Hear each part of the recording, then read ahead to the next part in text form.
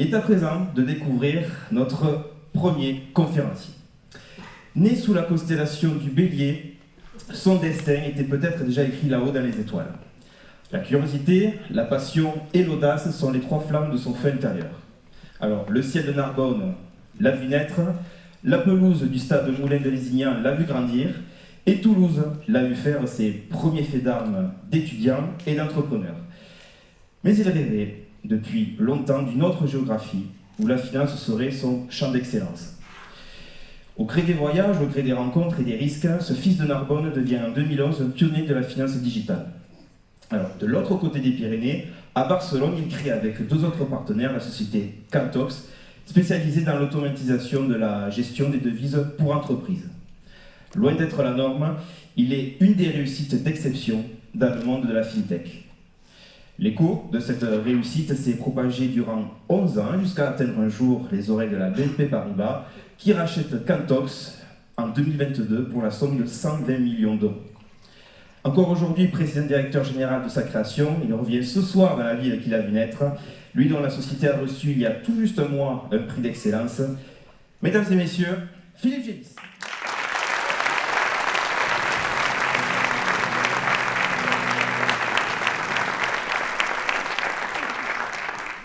Bonsoir. J'aimerais commencer par une question. Qui parmi vous cherche à atteindre l'excellence?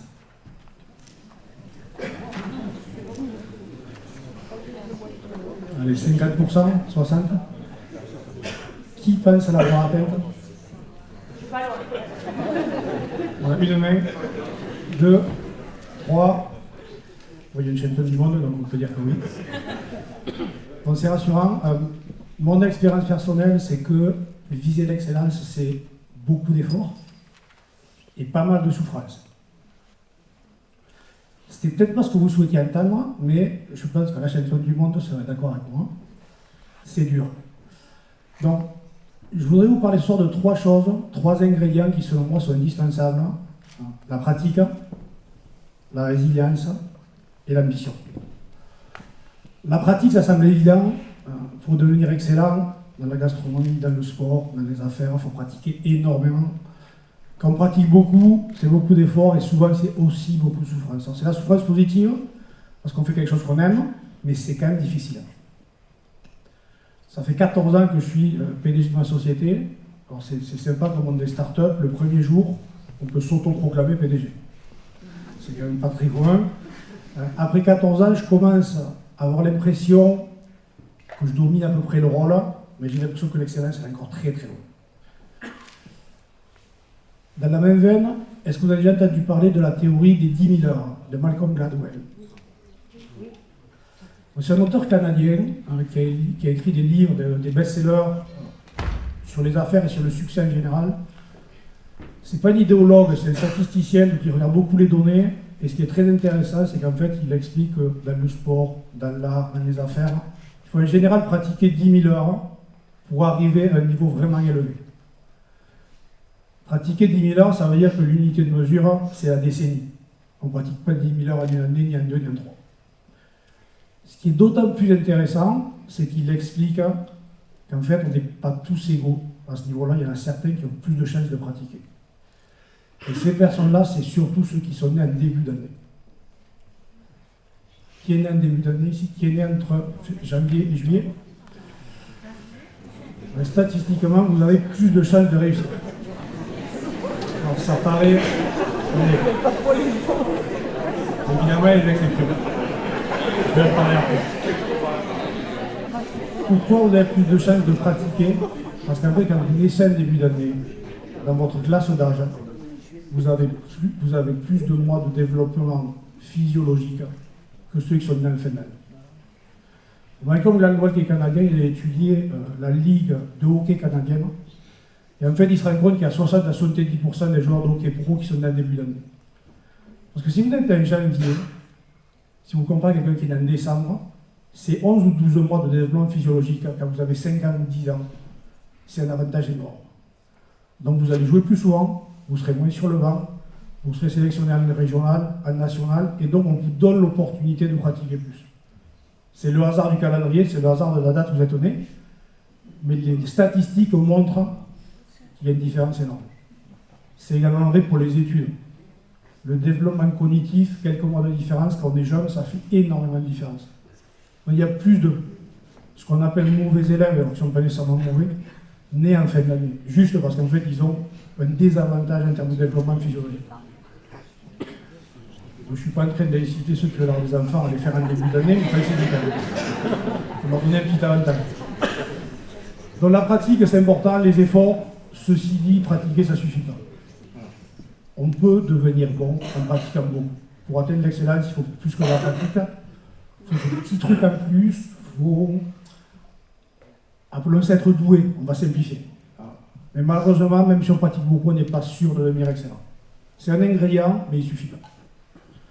Deuxième ingrédient, c'est la résilience.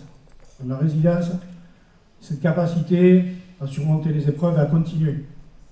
Donc pour ceux qui s'intéressent un peu à la physique, la résilience, c'est la capacité d'un métal, une fois qu'on le plie, à revenir à sa position originale. Donc c'est l'idée du roseau qui se plie et qui reviendra. En termes de vanne, ici vous êtes gâtés, donc vous voyez de quoi je parle. Donc la résilience, ça fait vraiment partie du jeu, en particulier quand on est entrepreneur.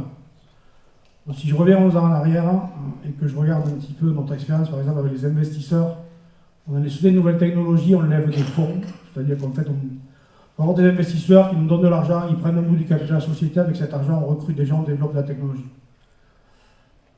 La première fois qu'on a cherché des fonds, on a parlé avec un peu plus de 100 investisseurs pour avoir le premier qui mettait 10 000 euros. En tout, on a levé, je crois que c'était 150 millions. L'année d'après, on a levé 1 million d'euros. De mémoire, on a parlé d'une cinquantaine d'investisseurs. 2 ans après, on a levé 6,5 millions et je crois qu'on a parlé aussi à une cinquantaine. 2 ans après, on a levé 10 millions. On a parlé à personne parce que les investisseurs qu'on avait, ils ont voulu réinvestir. Tout ça pour dire qu'il a fallu accepter d'entendre beaucoup de non avant d'avoir le premier qui dise oui. C'est pareil pour les clients. Pour avoir un premier client, on a parlé à 100 prospects. Aujourd'hui, pour avoir un client, on parle à 5 prospects. Peut-être qu'un jour, il suffira de parler à 2 prospects pour avoir un client. Donc tout ça pour dire que la capacité à continuer, à pratiquer, à faire des efforts, même si c'est difficile, c'est, à mon avis, le plus important. Je dis toujours, la résilience, c'est que ce qui différencie les entrepreneurs entre ceux qui vont au bout et ceux qui n'y arrivent pas. Mais comme pour la pratique, la résilience, c'est pas un gage de succès. Il y a une frontière assez ténue entre résilience et obstination. Il faut aussi accepter qu'on ne peut pas être excellent dans ce qu'on aime nécessairement. On peut avoir une passion, ce n'est pas nécessairement pour autant qu'on peut être excellent. Donc c'est le second ingrédient, pratique, résilience, les deux sont importants, mais ce n'est pas un gage de succès. Troisième ingrédient, c'est l'ambition. Personne ne devient jamais excellent par hasard, ça n'existe pas. Pour devenir excellent dans un domaine, il faut pratiquer beaucoup, il faut être résilient, mais il faut aussi avoir l'ambition d'aller très loin, d'aller très haut. C'est un peu double tranchant l'ambition, c'est un ingrédient qui est compliqué, il faut en mettre, il ne faut pas trop en mettre non plus. Un jour c'est très facile d'avoir de l'ambition, mais après il faut se donner les moyens. Mais ça reste le moteur. Sans ambition, il n'y a pas d'excellence, c'est absolument impossible. Ceci dit, et on en a parlé un petit peu à l'introduction, l'excellence et l'ambition, c'est un peu une quête sans fin, c'est-à-dire l'excellence, on n'obtient jamais vraiment, on peut toujours courir après. C'est mieux qu'il n'y ait pas de limite, parce qu'en réalité, on peut toujours s'améliorer. Donc je dirais que c'est plus quelque chose qu'on a en soi, que quelque chose qu'on va réellement atteindre. Je dis toujours, c'est pas parce qu'on gagne qu'on atteint l'excellence, c'est pas parce qu'on reçoit un prix qu'on atteint l'excellence, c'est pas parce qu'on vend sa société qu'on atteint l'excellence. Si je reviens en 2011, quand on a démarré, dans les nouvelles technologies, il y a une sorte d'animal magique, on appelle ça une licorne. C'est une société qui vaut 1 milliard d'euros. Et c'est un peu le saint graal des boîtes de nouvelles technologies. Donc quand vous créez une start-up, l'objectif c'est qu'elle vaille 1 milliard, ou plus que ça. Donc on a démarré, on était comme tout le monde, on voulait qu'elle vaille 1 milliard. Au final, au bout de 12 ans, on a vendu pour plus de 100 millions. C'est beaucoup, mais c'est quand même 10 fois moins que l'objectif. Donc si vous le mettez en perspective, c'est pas terrible. Pourquoi je dis ça? Parce qu'au final, la vente d'une société, moi je trouve que c'est plus une étape dans cette quête qui ne s'arrête pas. Et c'est justement une opportunité d'aller en créer une autre, plus grosse, avec plus d'employés, plus de chiffre d'affaires, un business plus global. Donc, une fois de plus, j'ai envie de dire, si on y arrive cette fois, ben, ensuite on ira viser plus haut. Parce que l'idée au final, c'est juste de se définir des objectifs qui font qu'on aura toujours la motivation.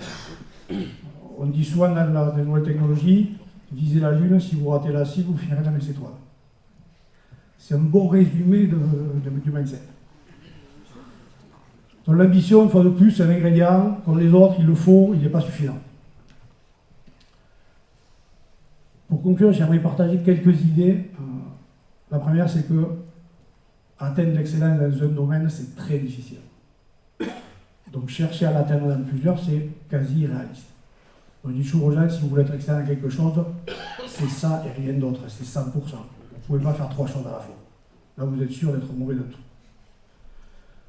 Et c'est d'autant plus vrai, je dis, pour les chefs d'entreprise, nous, quand on a commencé, on faisait tout. On était 3, on était 3 hommes à tout faire. Moi, rapidement, j'ai compris que la vente et le marketing, c'était pas mon truc. Donc, je l'ai laissé à mes associés. Et je me suis concentré sur ce qui moi m'intéressait, sur ce que je considérais pouvait devenir un homme d'excellence, qui était gérer les investisseurs, gérer les talents et définir la stratégie de l'entreprise. Vouloir tout faire, c'est avoir une entreprise qui ne pourra pas croître aussi vite, et c'est une entreprise qui sera beaucoup plus fragile parce qu'elle dépendra trop de vous. On dit toujours aux dirigeants, attention à vouloir tout faire et à être l'homme providentiel. C'est l'erreur typique.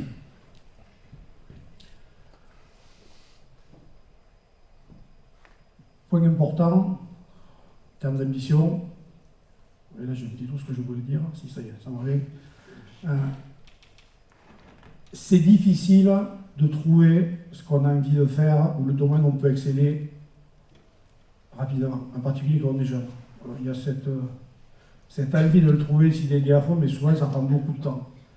Peut-être des années ou plus que ça. Donc, pour ceux qui n'ont pas trouvé le domaine dans lequel vous pouvez être excellent, vous croyez que vous pouvez être excellent, on va toujours continuer à chercher, ça prendra peut-être 5 ans, 10 ans. C'est pas grave, il ne faut pas être impatient. Ça fait juste partie du processus. Et j'aimerais terminer avec 2 conseils.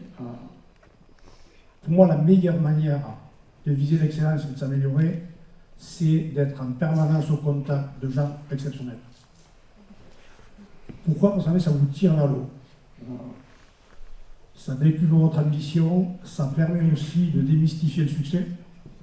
En fait, quand on est, dans mon cas, j'ai rejoint un collectif en 2015 qui s'appelle le Galion et qui regroupe à peu près 2 tiers des entrepreneurs français de nouvelles technologies. Dans le groupe, on est aujourd'hui 400. Il y a les juniors, ceux qui montent leur première boîte, ils ont souvent 20 ans, 25 ans, 30 ans. Il y a, je dirais, le gros, dont je fais partie, ce sont des gens qui ont monté des boîtes, qui sont déjà grosses, qui ont déjà été vendues. Et après, il y a le top, c'est-à-dire des gens qui ont des boîtes qui cotent à New York, qui se sont vendus 2, 3, 4, 5 milliards. Et en fait, quand vous êtes avec eux, vous vous rendez compte qu'ils ont souffert, ils ont pratiqué, ils ont vécu des hauts et des bas, et ils ont eu beaucoup d'ambition. En fait, quand vous passez du temps avec eux, vous arrivez à réellement l'appréhender. Quand je dis passer du temps avec eux, nous, ce qu'on fait, plusieurs fois par an, on fait des voyages, on part 4, 5, 6 jours, loin, et en général, on combine sport et business, et en fait, ça permet d'être entre nous et d'échanger en permanence. C'est qu'on échange, qu'on est en train de faire du ski, du kitesurf, qu'on est en maillot de bain, et après on échange, on prend une bière le soir, et on échange parce qu'on fait des petites conférences comme ça. Donc vraiment, côtoyer des gens excellents, c'est vraiment passer du temps avec eux, c'est pas juste parler avec eux 5 minutes, donc c'est déjà bien. L'idéal, c'est de vraiment passer du temps avec eux, parce que vous vous rendez compte qu'en fait, ils ne sont pas très différents dans l'absolu de vous et moi. C'est aussi un moment, entre guillemets, ils avaient démarré, ils n'étaient pas du tout excellents, ils avaient juste l'ambition de le devenir. Alors c'est pas toujours facile, hein. Ça l'est d'autant moins, je dirais, que souvent ça nécessite de beaucoup se déplacer. Moi, dans les nouvelles technologies, je ne pouvais pas côtoyer des gens excellents en restant ici, parce qu'il n'y a pas vraiment de nouvelles technologies. Si vous jouez au rugby, vous pouvez côtoyer des gens excellents, rester en arbre. Dans le level, c'est la même chose. Donc, selon votre domaine et selon ce que vous voulez faire, peut-être qu'il faudra partir, il faudra se déplacer. Mais ça, c'est l'ingrédient, c'est la manière la plus, je ne sais pas si c'est la plus facile, mais en tout cas, c'est la meilleure manière de vous élever et de vous améliorer très rapidement. Et le dernier petit conseil qui est un peu lié à ça, la meilleure manière d'apprendre vite dans un domaine et de s'améliorer, c'est de lire. C'est de lire sur le sujet qui vous intéresse, si vous voulez vous améliorer. Moi, je lis des biographies d'entrepreneurs en permanence, des livres sur mon secteur. On apprend énormément et surtout, ça permet d'éviter des erreurs que eux ont déjà fait. Parce que faire des erreurs, c'est bien, on apprend, mais c'est quand même aussi parfois compliqué. Donc on n'a pas non plus envie d'accumuler les erreurs. Voilà. Bonne chance, ça. Merci.